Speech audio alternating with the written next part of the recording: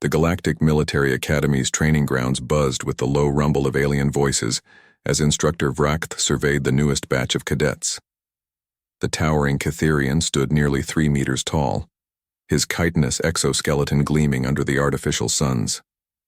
His compound eyes swept across the assembled recruits from 17 different species, cataloging strengths and weaknesses with the practiced eye of someone who had broken 1,000 cadets before these. Most caught his attention immediately: the Gorvani twins with their dense bone structure and natural armor plating, the crystalline Nixari whose bodies could withstand vacuum exposure, the gaseous ethereals who could phase through solid matter at will. Then his gaze fell upon the humans. 3 of them stood in formation, and 2 looked promising enough. Marcus Chen possessed the typical human military bearing: broad shoulders, alert eyes, the kind of determined set to his jaw that suggested he wouldn't break easily. Sarah Rodriguez had that coiled energy humans were known for, the barely contained aggression that made them such effective shock troops. But the third one, Thomas Chen, no relation to Marcus despite the shared surname, stood barely 1.6 meters tall and couldn't have weighed more than 55 kilograms soaking wet. His uniform hung loose on his narrow frame, and when a gust of wind from the climate regulators hit the formation, he actually swayed slightly, pale, thin-limbed, with dark circles under his eyes that spoke of poor sleep and possibly poor nutrition. He looked like a strong breeze might snap him in half. Vracht's mandibles clicked in what passed for Catherian amusement. In his 3 decades of instruction, he had seen plenty of recruits who looked tough crumble under pressure, but he had never seen someone who looked this fragile even attempt to enter the academy. The human military's standards must be slipping. "Cadet Chen," Vracht's voice boomed across the training ground, causing several nearby recruits to flinch. "Step forward." Thomas moved with surprising grace, his steps economical and precise. He stopped exactly 2 meters from Vracht and snapped to attention. "Yes, sir." The voice was quiet but steady. No tremor, no hesitation. "Interesting. Tell me, Cadet, what makes you think you belong here among warriors?" "Because I am a warrior, sir." Vracht's compound eyes focused more intently on the human. "You? A warrior? I've seen combat drones with more physical presence. What's your combat specialty?" "Hand-to-hand combat, sir." A ripple of clicking and chittering sounds erupted from the alien cadets, their various forms of laughter. Even the other humans looked uncomfortable. Vracht himself felt his exoskeleton vibrate with suppressed mirth. Hand-to-hand combat. Vracht leaned down, bringing his massive head closer to Thomas's face. "Against whom? Insects?" "Against anyone who needs to be stopped, sir." The absolute certainty in that quiet voice made Vracht pause. There was something in the human's dark eyes. Not defiance, not bravado, but a kind of calm confidence that seemed entirely at odds with his appearance. "Very well, Cadet Chen. Since you're so confident, you can demonstrate. Choose your opponent from among your fellow cadets." Thomas's gaze swept the formation once, taking in the Gorvani twins who stood like living tanks, the massive Brucharic whose species was renowned for their berserker combat abilities, the sleek Valdorian whose reflexes were literally superhuman. "I choose you, sir." The training ground fell completely silent. Even the climate regulators seemed to pause in their endless humming. Several cadets looked around as if they'd misheard. Vracht reared back to his full height. "Excuse me? You asked me to choose an opponent, sir. I choose you. Cadet, I am your instructor. I am a decorated veteran of the Proxima campaign. I have killed armed enemies with my bare claws. You are barely larger than my forearm." Thomas nodded calmly. "Yes, sir. Will that be a problem?" The sheer audacity of it struck Vracht speechless for a moment. Then his mandibles spread wide in genuine amusement. "Very well, little human. If you insist on learning the hard way. Non-lethal contact only.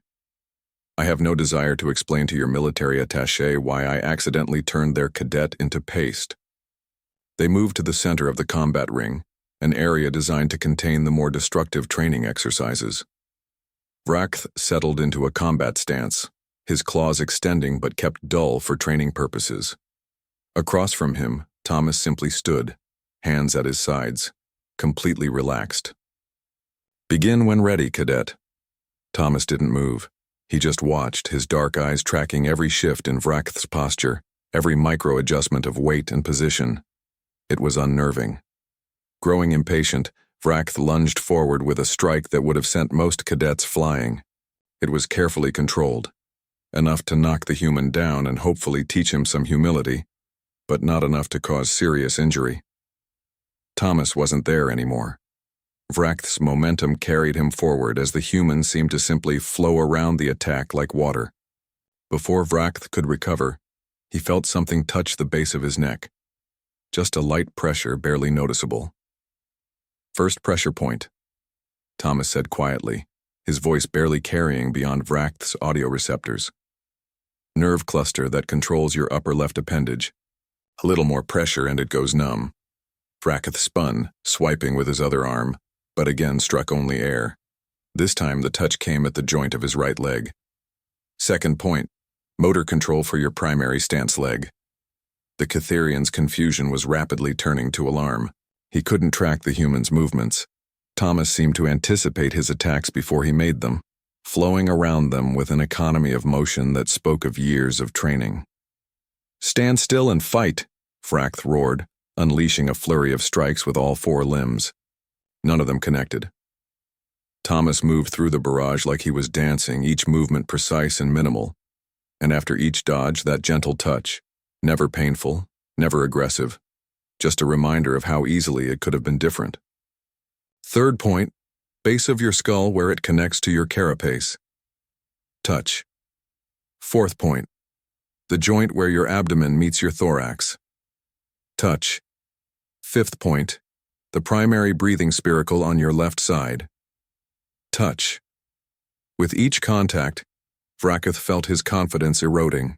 The human was mapping his anatomy with surgical precision, identifying every vulnerable point, every weakness in his natural armor, and doing it with such casual ease that it was becoming humiliating. "Enough." Vrackth stumbled backward, his breathing heavy. "How?" Thomas straightened, his expression still calm, almost apologetic. "You asked what made me think I belonged here, sir. The answer is that I've spent my entire life being smaller, weaker, and more fragile than everyone around me. So I learned to be better." He gestured to his slight frame. "I can't overpower anyone, I can't intimidate anyone. I can't rely on natural armor or enhanced reflexes or any of the advantages most species have. So I had to become perfect at what I could do." Vrackth found himself backing up another step, and the realization that he was retreating from this slip of a human hit him like a physical blow. "I know the anatomy of 47 different species," Thomas continued, his voice still quiet but carrying clearly across the silent training ground. "I know how to stop a Gorvani without breaking my hand on their armor plating. I know how to ground an ethereal when they're phased. I know exactly where to touch a Catherian to shut down their nervous system." The touch came one final time, so fast Vrackth didn't even see the movement.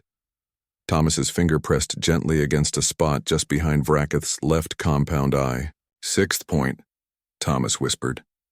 "Main neural pathway. One precise strike here and you'd be unconscious for 6 hours." Vrackth felt his legs give out. Not from any physical effect. Thomas hadn't applied any pressure, but from the sudden, overwhelming realization of how completely outmatched he was. This human had been toying with him, demonstrating rather than fighting, showing mercy rather than seeking victory. "Please," Vrackth heard himself say, the word escaping before he could stop it. "I yield." Thomas stepped back immediately, his expression concerned. "Sir, are you all right?" The irony wasn't lost on Vrackth. The human who looked like he could barely lift his own equipment was asking after the well-being of an instructor who could have torn him apart with brute force alone. "I'm fine, Cadet." Vrackth slowly regained his feet, his pride in tatters but his respect grudgingly given. "Class dismissed. We'll resume tomorrow with combat theory, specifically, the difference between strength and skill. As the other cadets began to file out, their conversations buzzing with excitement and disbelief, Vracketh watched Thomas Chen carefully fold his uniform jacket and walk calmly toward the exit.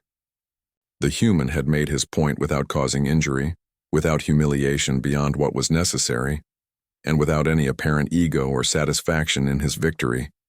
He had simply demonstrated, with devastating effectiveness, that appearances could be more than deceiving. They could be weaponized. For the first time in 30 years of instruction, Vracketh found himself wondering if perhaps he was the one who didn't belong here among warriors.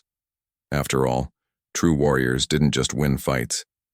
They chose when not to destroy their opponents, even when they easily could. And Thomas Chen had just given a master class in mercy.